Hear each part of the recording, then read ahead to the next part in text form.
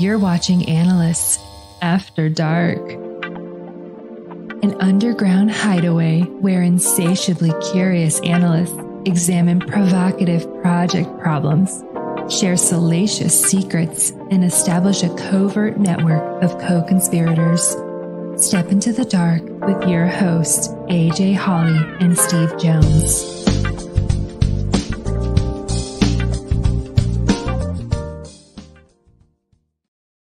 Well, welcome to Analysts After Dark. Hello, We've been expecting you. Expecting everybody. We have a lot of exciting stuff to catch up on. It's been a little while, Steve, since we've hung out on here. Yeah, back what, February? I think so. I looked it up right before this episode. I was like, yeah, I think it was February, and took a couple months off, had some things that we needed to address, but we'll talk all about that today for sure.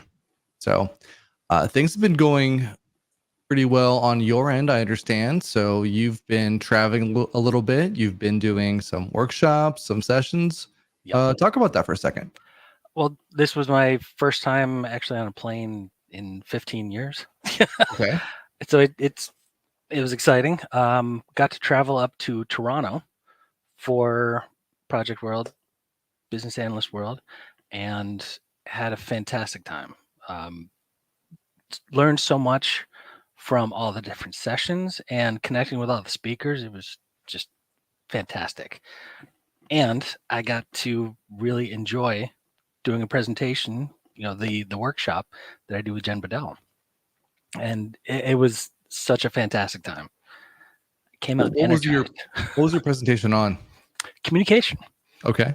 So the title of our session is Communication is Easy. Why is it so hard? Because we're all talking. We all have words, but they don't always land right. And they don't always have the right impact for what you're trying to have done. So what's the takeaway from that session? Takeaway, intentionality. Okay. Be a lot more intentional with the words that you're using. Mistakes happen, so definitely try to be a little more patient with others. Know who your audience is. Be aware of who you're talking to. Makes sense. There's different levels, absolutely, but the amount of detail that is necessary for each level is different. But it's basically assess who you're talking with, who you're communicating with. And there's a lot more. I wasn't ready for that. But we have a lot of fun. It's enjoyable, and I don't know how, but after a 6-hour workshop, I was energized when I was done. Very nice. I was still giddy and bouncing around. Yeah.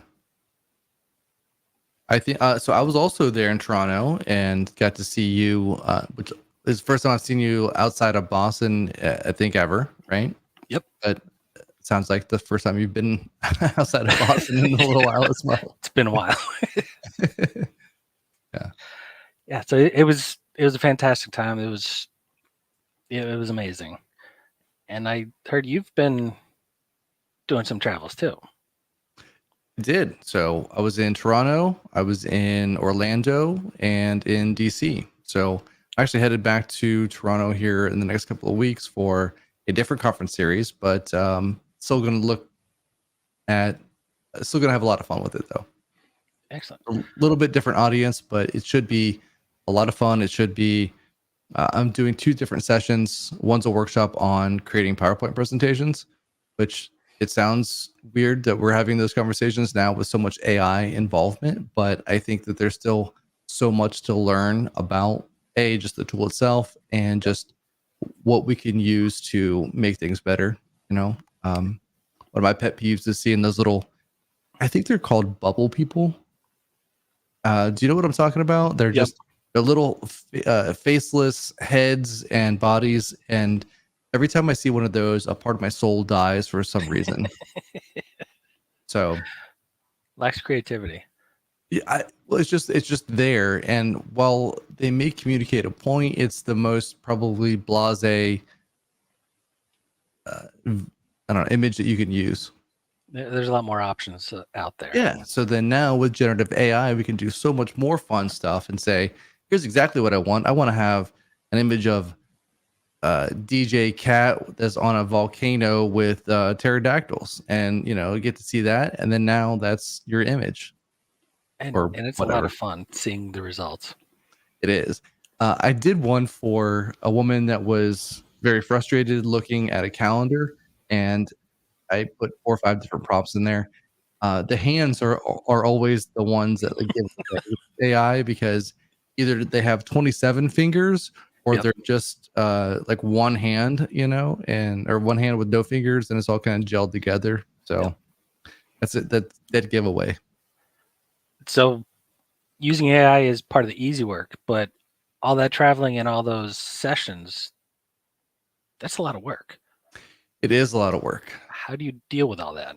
Well, I think that's going to be the main point of today's conversation is burnout. So that's part of the reason why we were, we'll say, off air for a little while, recuperating, just because we had so much going on both individually and collectively that it was hard to get new speakers on this show, new audience members, focus on all the things that we have to with blogs and all the things that kind of make this thing go. And it was one of the unfortunately easiest things to sit back on and say, well, if I don't do that, is that going to be massive heartbreak to anybody? I don't know. Who knows? And so I think it was the first thing that I could step away from for a moment and not necessarily feel like the whole world was crashing if it didn't happen. There weren't the ramifications of it, since it's not something that we get necessarily paid to do, or we get any sort of, it's not part of our job responsibilities. It was easy to kind of say, well, if we step back from this for a second, is it going to be okay? Yeah. And how will it benefit us by stepping away for a short time? Yeah. Because you do this on top of working. Yeah. So I have actually, I think, several jobs. I don't know if it's several jobs or if it's several things. But like, let's just jump into it. So I'm kind of a commitaholic. If somebody says, AJ, I need you to do this, I'm the first person to go, sure. And then, especially if it's, a couple of weeks out, because I'll be like, yeah, I don't have any plans then. That's fine. And then I realize that, oh yeah, by the way, somebody else scheduled something else, something else came up. I've got this other thing, and then now it's crunch time. And so then I'll spend 36 hours pretty much in this room straight, building out a presentation or building something for a demo, some sort of product build, a go live, whatever it is. And then it's, oh man, we're through it. But at the same time, you look at next week and then there's 2 more of those kind of events. Like, Yeah. oh. So the burnout happens kind of quickly. So yeah, I do this. I have my own consulting business. So I think, in that alone, you're doing the sales, you're doing the implementation, you're doing the support, you're kind of all of the one person that somebody needs. So there's a lot of context switching on a regular basis. And context switching by itself, doing enough that can burn you out even quicker, let alone all the other responsibilities that you're dealing with. Well, that's right. So we lose about 20% productivity every time that we context switch. So if I go from doing, let's say, expenses and billing to implementation work to sales, those are all different aspects of my brain that my tasks need, right? So then I go in and if I'm doing billing work, it needs to be detailed, it's structured, it's very, very, if I mess it up, there are ramifications of doing that, right? So you have to be very precise with that. I'm doing implementation work that's more creative because I'm doing something I'm coming up with a solution. I'm problem solving. I'm strategic in that. And then the other thing that I mentioned, which I even forget now, all sales. So then that becomes a personality thing, right? So then that becomes your own. I need to sell this. I'm the expert in this tool. I'm the expert in this process. I know exactly how to get you from A to B. And then that's a whole separate part of your brain as well. So like all three of those things require different elements to make you successful in that. And you can't really go from one to the other without kind of spinning down and spinning back up. So what kinds of things were impacting you from a symptom perspective? How did you know you were burning out? That's a great question. There's a lot of stuff when it comes to signs of burnout. So I think the first thing that happens, and it's not just me, it's just anybody, but it's a physical aspect, right? So when you're looking at that, you just constantly feel drained. You know, when you leave the office or power down your computer at the end of the day, you just feel like you've ran a marathon, even though you've probably been sitting most of the day, right? That constant feeling of just, I have no energy left to go to the gym, to make dinner, to go shopping after work, whatever the tasks are that you've got, like you have no energy into that. That's one of the first signs. And then if that's a persistent item, then it goes into stuff like stress eating. So you can go into that. So then you don't even realize that you've had a whole bag of chips, 2 sodas, and 3 candy bars just kind of to get through the 3 o'clock nap time rush, right? Oh, it's 3 o'clock. Well, yeah, Just 3 o'clock. Just 3 o'clock, Or the midnight Taco Bell run. Well, that's a different problem, which we may or may not address on this show, but definitely not today. But I think that there's a lot of to be said about the whole stress eating, right? Or even not eating. People realize that I have a friend of mine who, very similarly, she does the opposite. So I'm more of the stress eater. So then I just want to consume all of the calories that are around. And she's the opposite. She goes, "Oh, I haven't eaten in like 27 hours. I should probably eat something," and she just gets so engrossed in the work that she's doing that it's hard for her to step away. And luckily for her, she has a great partner, and her partner, he always makes food for her, says, "Hey, you need to step away from this. Here's some dinner," and he's a solid cook too. So it works out, but it's one of those things that, you kind of have to have people around you to take care of you. And that definitely helps. Yeah. That sleep patterns change, right? So then I tend to be a night owl, and so then this exacerbates that. So then I'll stay up until 2 o'clock getting stuff done until I'm completely wiped that I can't keep my eyes open, and then I'll go to bed, and then I wake up and I need to sleep in because if you add in the 8 hours, well then now you're already into late morning, right? So like, okay, well then that's 10 o'clock before I start my day. And that seems late, especially if you've got clients that are looking to get started early, right? So all of it kind of builds into that physical. That's what your body's telling you. And also you get sick more easily. I think that I found that a couple times where when I've been super, super stressed, that's the times that I caught COVID both times. I was under a lot of pressure to do a couple different things and quickly. And so then my body just says, nope, you don't have any of the antibodies to fight anything else. So when you're run down like that, the work becomes harder too, right? Well, I think you don't have any sort of resilience physically to that, right? So the work isn't harder. It's just maintaining the, what's the word? I don't know. I guess endurance. I think that's the easiest way to say that just maintaining the endurance to go through and say, I can do 2 more days of this or 3 more days of that. And after that, So I think that there's the physical aspects of it. Your mood definitely changes too. You tend to get those mood swings where you start out and, or very irritable. Something triggers you and you're just, oh my gosh. And something that would have been small that you would have just looked over and said, oh yeah, no big deal, is something that now you'll realize, why am I so angry about this one stupid thing? It's the dishwasher, or it's the laundry, or it's like something completely silly that you're like, this is not a big deal overall. But then you look at it and you're like, oh my gosh, this always happens all the time, every day. And you're obviously that can't be true at all. I think that the Sunday scaries, you ever have those where it's Sunday and you're looking at like 4 o'clock, and you're like, oh man, only 5 more hours till I go to bed, and then I have to go to work tomorrow, and then just looking at your day and counting down to getting the Sunday scaries is a big sign of potential burnout.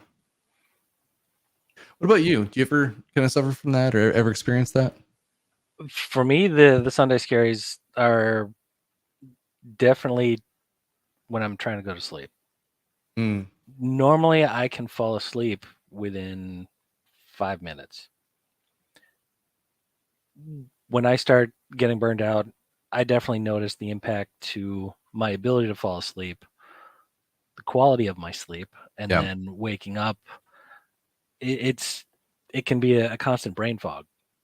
So that's why I asked the question about work becomes harder, because if you've got the brain fog from impacted sleep, trying That's to fair. do the normal work that you're used to, especially knowledge worker, when you're supposed to be thinking critically, having quality interactions with people.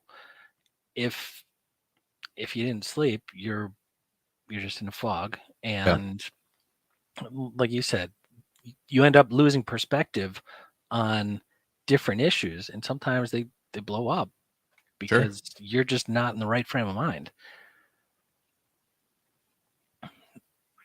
Yeah, I think the same thing happens too when you are trying. After a little while, your behavior completely changes, and then you end up either doing the quality of your work suffers, right? Just from all those things, because you can't keep spinning those plates. You can't keep all that effort going to, here's all the things that I've got going on. How do I compartmentalize those? They just all have to happen. If they all have a deadline, there's no way to get them all done. And so I think that you end up, the quality of your work suffers. And then at that point, you almost do like a complete withdrawal. So it's just complete apathy of, all right, well, this is the way it is, and I don't care, you know.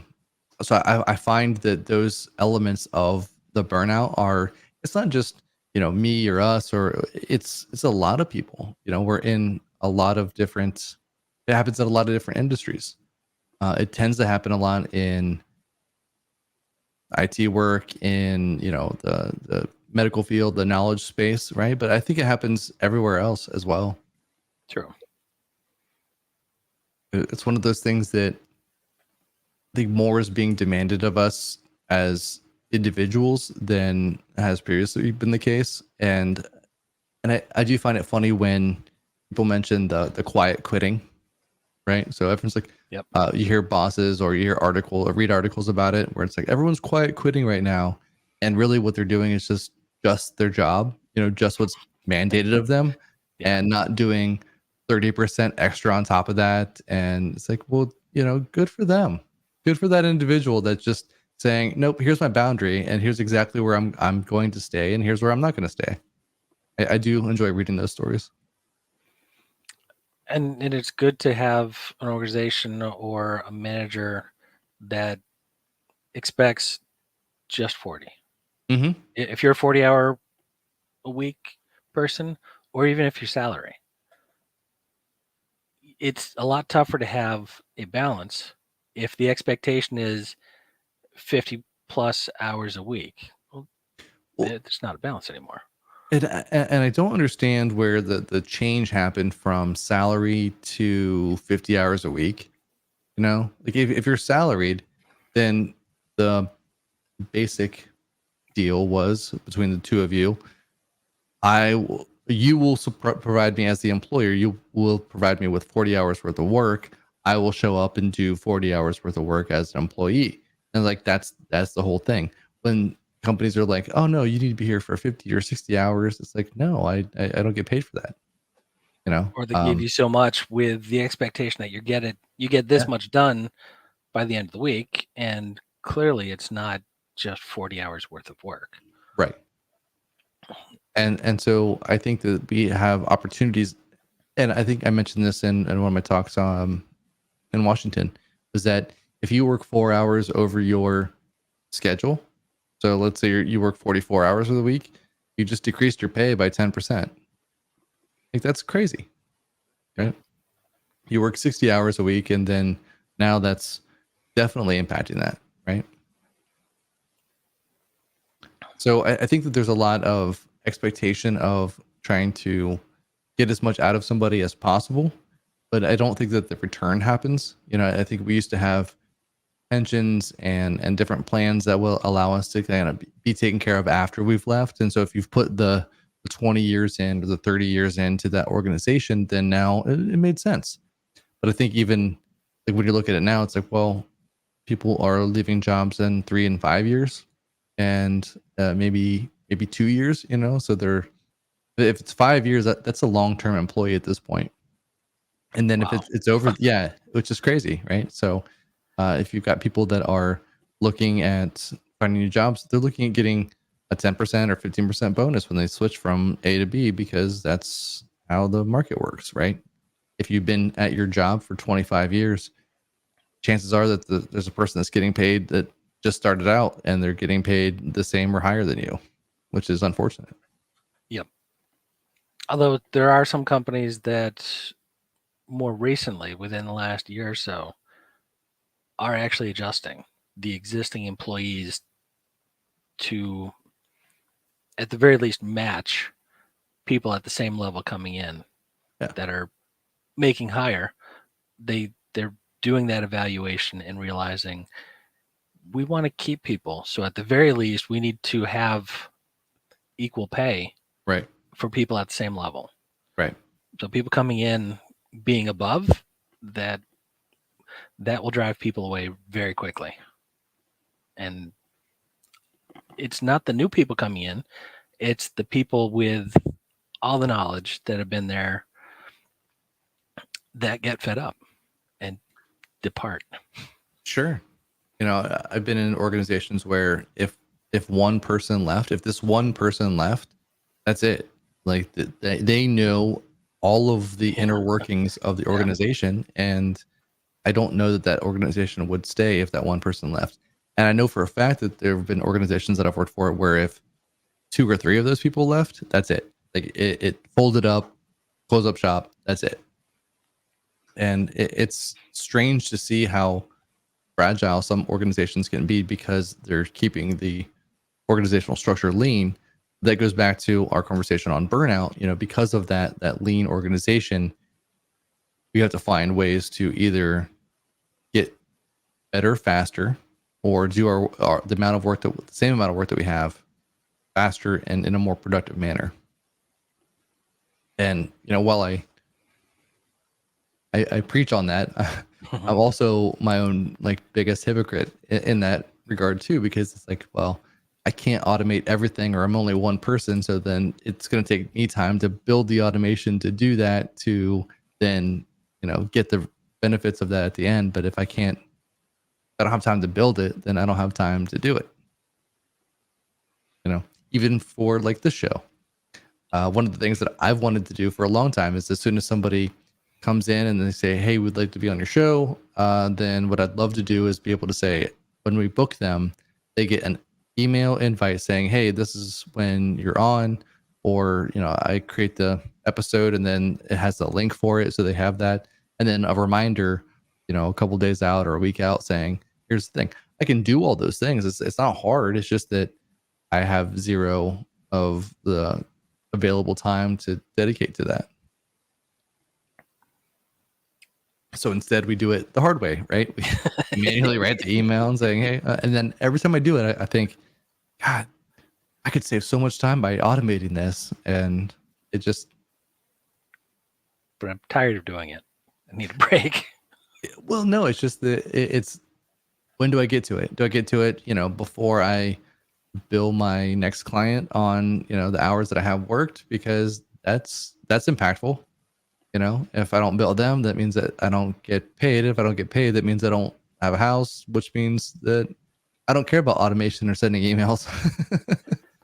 You know? You got to find a balance. Right. And speaking of balance, so we've talked about the burnout Mhm. and the pain. What's something that you do on the other side to alleviate some of the stress I mean, or obviously improve? drink, I think is no.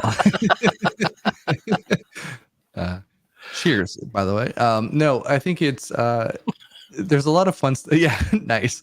There's a lot of fun stuff that I'm trying to get engaged in. And part of the thing that I'm trying to do, I've got a meetup group here in the Tampa area that I casually run. But it's one of those things too where I'm involved in that because I want to do fun things, but then I also find myself the victim there. Where I say victim, such a harsh word. That's not the right word. But I find myself where I have to start that process where I'm finding the events and I'm coordinating that, and so it almost becomes its own separate job on top of that. When really, I just kind of want to go somewhere, like somebody invites me somewhere, and I just go there and I get to like escape. So like that would be kind of cool.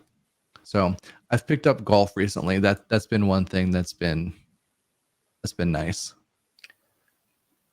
So That'll be fun. you're outside. The frustration level, it's a different frustration level because you're very angry at a very small item, and because it's not going where you want it to go. But I do find it's nice to be able to. You're out there for a couple hours. You're hanging out with somebody. You're dedicated to doing that event with that person or those people for that extended period of time. And I find that it's a nice outlet, right? And plus, you're outside. You're getting some vitamin D, like all of those Yeah. good things. You're in nature somewhat, so all of those good things that you kind of get out of just being outside and doing something physically active. You also get some of the camaraderie and things like that you may or not get, in the office when you're talking about projects or requirements or process maps or whatever. Connecting outside of work? What's Yeah, that? You mean there's a benefit to that? there's definitely benefits to that. Yeah, I think community is one of the things that we've probably not invested as much as a society, recently. I think of like my grandparents, right? So they were both parts of um, different social fraternities, right? So like the Masons and whatever. But like those are the things that, and they had dances and they had card games and they had all these different things that they were throwing almost every weekend that you could go and do. And I find that we've lost a lot of that, and like that would be kind of interesting to see come back a little bit, where we come back to organizations like that where they they'll throw a charity fundraiser for something else, but they play poker on every third Friday, or they do this. And so I'd be interested to see some of those things come back. Some more community event type things. Sure. Yeah. Because Yeah, a lot of that's fallen away. do you talk to, like, I don't know, how often do you talk to your neighbors, for instance? At least every other week, and we've got a few neighbors around, and actual conversation. Yeah. Each neighbor probably every other week, but that typically means once a week with somebody at least. Sure. And one of the things that my neighborhood has, when we moved here 6, almost 7 years ago, we have a neighborhood walking Christmas party in Okay. December. And it's kind of a community event for our neighborhood. And 4 or 5 houses end up hosting each Mhm. year. And it's different houses. And at each house, there's like an appetizer or two and different special drink for each house. And it's a fantastic time. And we move like every half hour or 45 Okay. minutes. There's a set schedule, and we have our timekeeper, and he keeps us honest, and we move as a group, and anywhere from 12 to 25 of us walking from house to house on the street. And there was one year we had 6 or 7 houses, so we were just absolutely packed full Yeah. by the fourth house, but we kept going and just kept enjoying. So that's a community event that we all get to enjoy, and that itself becomes a topic of conversation leading up to it as well as afterwards. Yeah. And that definitely helps with, sometimes people just forget how to have conversations. Yeah. So having a topic definitely helps. And I think that's part of it is knowing your neighbors, being able to have that sense of community in something, right? And taking out, well, I think, to be honest, this is the best part about some of the conferences, right? We end up having a great community of people that we can talk to, and it doesn't matter if you're a speaker or an attendee, or doesn't matter either way. Like, I don't think, most of the speakers that I've seen hang around, like after hours, whatever, they're willing to talk to you about anything. They're pretty open folks that way, but they also are looking to help and looking to share ideas, etc. And then at the same time, we get a chance to talk to each other about, like, hey, what are you experiencing? And that sense of community is, in my mind, hard to find, in my Yeah. experience anyway, where people are willing to say, hey, by the way, I'm experiencing this on this project, or this in my career path. Is that normal? Just being able to ask that question, is that normal? And, may or may not be. Yeah. And I think one of the things nowadays that helps is technology. So, for example, the event that you've created, where a group of us meet periodically from Tampa and Clearwater and Atlanta and Cleveland, Massachusetts, people from all over, Mm-hmm. being able to talk in real time. I mean, I'm in Massachusetts, you're in Florida. Yeah. Being able to connect over vast distances in real time, it's amazing. Sure. And that helps. And I think that creates a great digital community. I still think there's a lot of value in physical or locational community, Absolutely. where someone is close to you, you actually get a chance to shake their hand and look them in the eye, and those things. And because in a weird humane way, those matter, right? When you can tell a lot by just, well, you've said this in multiple presentations, even in your communication presentation, about the percentage of communication that's verbal versus nonverbal. Yep. Right. So well, I think for in-person communication, 7% is the words. Yep. Everything else is nonverbal. Right. And so then if you only get to see this much of me, then you don't know if, like, my leg is tapping right now because I might be nervous or anxious or something like that, right? So you can't read those body signs based on, you can only see, ear to hear. Well, I think you those see are my the things. tagline. What's that? You see my tagline. I like to move it. And yeah, that's true. Just like you described, my knee is jiggling. I'm moving. Well, you're also a very, I don't know, excitable is the right word, but you're Yeah. you kind of feel the room and the vibe that's there, and then you respond to it physically. So if you're having fun and you're having a good time, you're kind of bouncing around, and doing something. Yeah, so like that's normal. Me bouncing? Yeah, right. Like a human Tigger, it's like Well, the first time we actually met in person was Boston. Was that last year? 2 years ago. 2 years ago. And it was first time coming back to the conference after the break from COVID. And I was literally bouncing. Yeah. I couldn't stand still. I couldn't sit still. I couldn't sit. I was just so excited to see people in person, to finally meet some of you in person. Sure. And, it was kind of my release from a little bit of burnout. Physical human contact. It was energizing. Yeah, I think that's it. So going in, I think the first thing that we have to do is set up professional boundaries, right? So here's the things that I'm going to do or no longer going to do.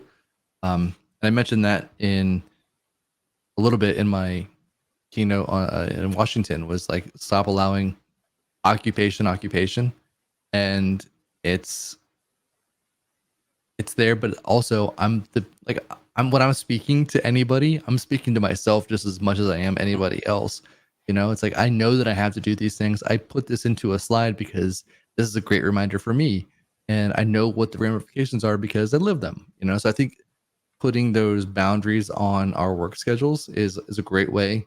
And then the good news about some of the new tech is that it allows us to do that automatically.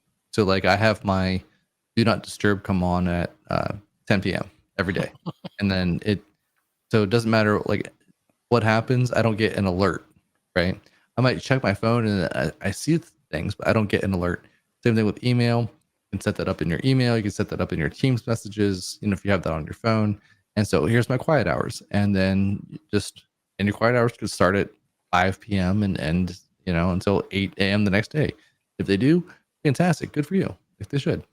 But I think that's the first step is creating professional boundaries. And then the next step is, like you were suggesting, finding a community of individuals that are either like-minded but it's a completely different aspect of your career. Yep.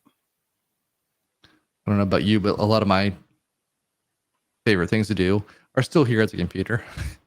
So I'm still like learning things, but I'm like, I'm not doing work, but I'm still in the same office. I'm still in the same computer. I'm still in the same spot, So that's kind of part of the reason I've got these lights on and whatever, just because those lights make it like a more fun environment to hang out. But yeah, so like I'll be doing photo editing or video editing or something like that because I find that fun and cathartic in a lot of ways.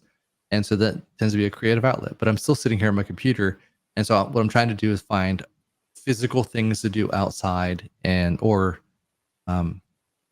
I've been focusing on, physical fitness a little bit and then working out in the gym and so on. So like that's been a nice outlet, I think. I love dogs. And we actually just adopted a new dog over the weekend. So we have a new rescue, Sabrina. She's very sweet. Our existing dog. So we now have two.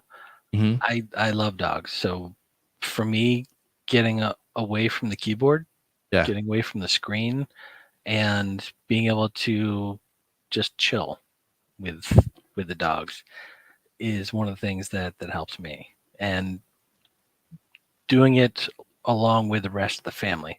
So for me, it's stepping away from the screen, stepping away from the keyboard. We try to find movies or TV shows that we can all watch and enjoy.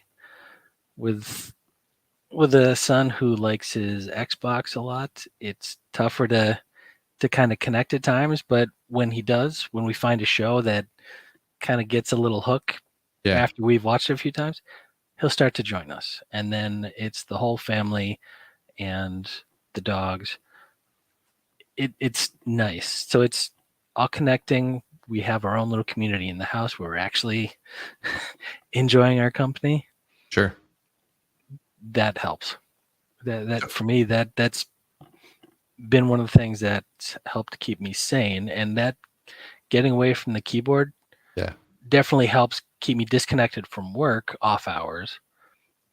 So I have a little more of that balance. It's just more enjoyable. Yeah. Have you seen the new Halo show? No. Yeah, so check Which that out with your platform? son. Yeah, because like that's Xbox, right? Yeah, and so check that out. It was actually pretty good. I enjoyed it. I'll do that. Yeah, I totally get you there. There's a dog park. Congrats on getting Sabrina, by the way. She's a senior dog too, right? She's 4.5. Oh, really? I thought she was older than that. She's got a little gray, Yeah. but it might be white. Tough to Okay. tell. Okay. So then you have just the two? Yep. Okay. There's a dog park that just opened up next to or pretty close to me. It's actually a dog bar. And so then they have a dog park, and then they also have like a bar built on. And so then it's supposed to be like a Cheers environment, you know? So then you go and you hang out, and they have you have a drink, the dogs play with each other, whatever, everything's closed in. It's kind of a nice atmosphere. So then that's been a little bit of the community building that I've been doing as well. So same-ish thing, hanging out with my dog and then others, but then also having a chance to kind of connect and talk about things that are not, CRM or automation or business analysis. When you have a dog like Zeus, I can understand that. He's the energetic. best. He's chill. All right. So looking through, I don't see a whole lot of commentary or confessions. So I think we might even skip the hotline and the confessions segment portion of the evening, just because. Actually, I got a question for you. Uh-oh. Maybe it's relevant. Okay. So I wrote this one down ahead of time. Okay. Confession or hotline? We'll see. So when you did the promo for the show, you said no was the shortest sentence. Yes. In English language. So it's often easier said than done. Correct. And how have you learned to assertively say no in both your professional and personal life? And what impact has it had on your overall well-being? Well, hold on one second. Maybe I should start. Have you ever said no? Hold on one second. Let's eavesdrop on the BA hotline and see what provocative project problems are awaiting us. Is your project in hot water? Operators are standing by. Ooh, that's hot. All right. Welcome to the hotline. So, Steve, can you go ahead and ask your question one more time? Absolutely. So, in the prep for the show, you said no is the shortest sentence in the English language. Have you ever actually, more recently, said no professionally or personally to something that needed to be done? And if so, what kind of impact has it had on your overall well-being? Yeah. So there's some nonprofits that I work with, and I had one that had requested some work and said, "Hey, can you have this done by a certain date?" And I hadn't had a chance to connect with them on a one-to-one basis in a while. So I thought that things were headed in a different direction, and I was like, "Wait, hold on. What's going on here?" And so at that point, I said, not only to say no, I think I said I'm going to step back from engagement. So like I did kind of both things. I stepped back from that. I also had a chance to say this is not something that I'm looking to do right now. Not only because I don't have the time, but also because it's not. I don't feel involved. I don't feel included. Et cetera. So that's off the top of my head the first thing that I was able to say no on. But there's been a lot of things that I'm trying to collectively look at and say, I understand why I'm doing this. I'm doing this for a purpose because this is getting me closer to this other goal or etc. So while I'm not saying no, I'm not overly advertising certain aspects of the things that I do. Does that help? Okay. Clarify it? Yes, so I'm not going out there and saying, hey, everybody, reach out to me for all of this stuff because I can do this. I'm looking at certain opportunities and saying, I'm pursuing this other thing, I'm pursuing this over here, because that to me is where I'm trying to take things overall. So on top of that, I've also kind of stepped back a little bit from some of the speaking engagements that I had been planning. And so I've got one coming up in Chicago. So I'll be keynoting the Project World Business Analyst World conference there in Chicago in November. Fantastic. December, which will be great. And I'm excited about that. But other than that, I had to step away a little bit just for myself so that I can focus on things that are dedicated to what I'm doing. So setting boundaries. Yeah. I had been doing some consulting work previously. I was subcontracting through another company. And even then I was doing things that, while they pertain to business analysis, they didn't pertain to the focus on my, I guess, overall career. So the whole Microsoft Power Platform, automation, AI, like that kind of stuff, it focused more on doing business analysis. And while I can do that, that's not where I think my skills shine. I think that there are people like you that do business analysis way better than I do. And I wouldn't ever like compete against someone. Like, it's like, hey, Steve's got this. Steve knows. Like, I know how it works for this, and I can help coach on overall building, better practices, but not necessarily like the day to day where he's going to lead the project. Let Steve lead. I'll come in here because I want to do tailored, targeted, focused work on a certain area. Right. So I think that rambling may have answered your question. It did. Okay. It definitely did. What about you? Saying no. I still struggle with that. Although I have similar where I've decided I'm not going to volunteer as much. Stepping back a little bit, still trying to do a lot of things, but doing them in a different way, trying to encourage others to step up.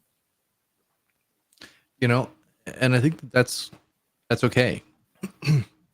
Volunteer fatigue is a definite issue on its own, where people, the same volunteers are the same people that are leading this and doing the day-to-day and it's hard to find people either in an organization, like a professional organization, or in something that's like geared towards nonprofit.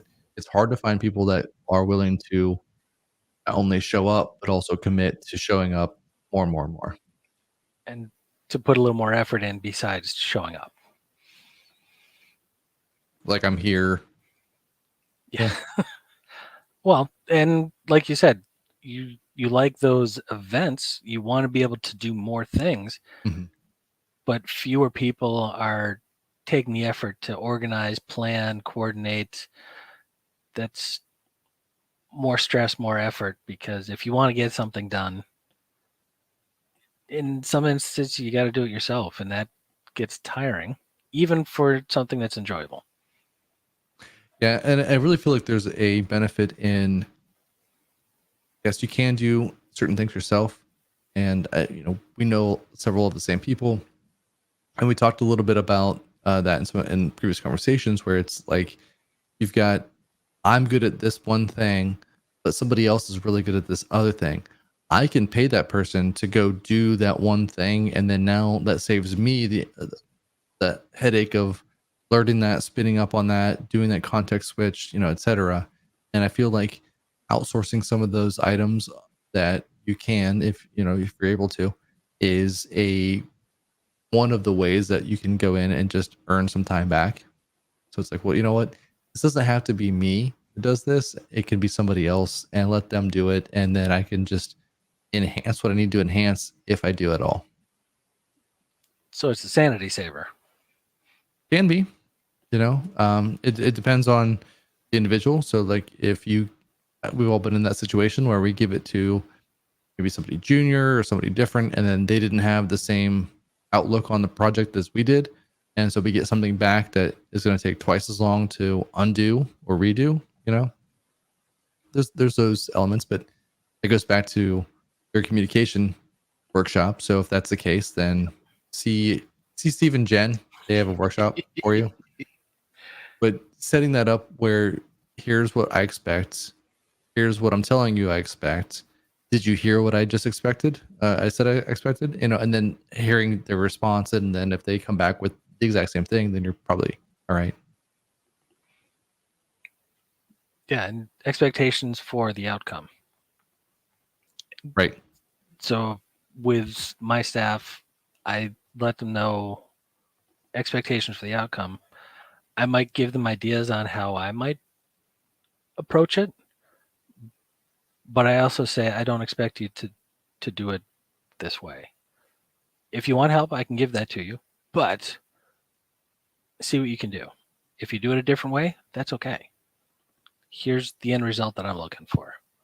Yeah, and I feel like that's one of the measurements of a good manager is someone that can say, I expect these 9 things of X quality at the end of this project or this deliverable. And if they deliver that, however they did it, doesn't necessarily make, like, I don't care if they delivered it when they needed to, and it was all those things. Great. I think that there's so many people that focus on, you have to do it this way every single time, and they focus on the how more so than the what was delivered, that, you know, it just doesn't get us a whole lot of places. And that's the beauty of having your own personal retrospective. Evaluate, you know, take a look at what's happened. So I've had lots of managers in the past that micromanaged or just took an awful way to do things with their staff. So I've reflected and learned a lot of things of what I really hated. So when I talk to my team, sometimes I'll tell them, this is an experience that I had. This is what I'm telling you. Which makes more sense for you? Mm-hmm. Do you want this strict guidance, or do you want a little help, a little nudge, or do you want to just know what the end result should be, you know, as far as work getting done, and you find your path to get it done? What works for you? And sometimes I've just had those conversations. Say, does it help when I let you know a different way that I could be approaching this for you? And usually it's yeah, because most people do not like to be micromanaged. Yeah. A lot of people don't like being told, do it this way and this way and this way, and you have to have this and this and this. Don't forget this. I had one deliverable that I was working for somebody, and I think I redid it 4 or 5 times within, I don't know, 3 or 4 days. And by that 5th time, I was so done. I was like, I think I'm done with this entire company. I don't even think that I'm done with this project. I think I'm done just working here. And it was a weird realization, but it was one of those things that if you wanted it this way, the amount of coaching and effort that it took for you to tell me that, you could have done it yourself in that time frame. And like, are you teaching me something? Am I not learning? Like, I couldn't wrap my head around what the whole lesson was, and I was still frustrated with that. But I absolutely hate redoing work. It's the one thing that, you know, immediately sets me off, where why am I redoing this? Why is this happening? And how can I never redo this again? And yeah, like, that was to do it 4 or 5 times. Lost my mind. Absolutely lost my mind. And those instances definitely contribute to burnout and Yes. force people into a coping mechanism.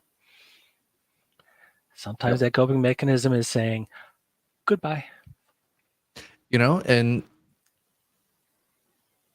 I look at work a lot as like a relationship, and you still carry the baggage of every previous job you've ever had to the next job.